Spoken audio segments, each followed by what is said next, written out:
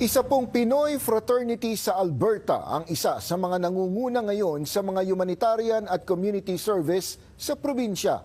Handa ang Alpha Kappa Rho Society of Canada na tulungan nila ang mga nais magnegosyong kababayan. Narito ang report.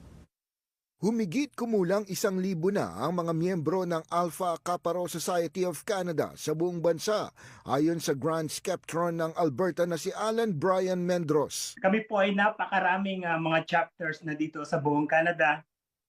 If talking about connection, lahat po ng probinsya ay meron na po tayo dito sa buong Canada. Kamakailan, kanilang ipinagdiwang ang 50 taong anibersaryo mula sa pagkakatayo nito sa Pilipinas hanggang sa iba't ibang chapter sa buong mundo. Napakarami na po naming mga proyekto na naging successful dito, especially po yung pamimigay namin ng wheelchairs sa ating mga kababayan na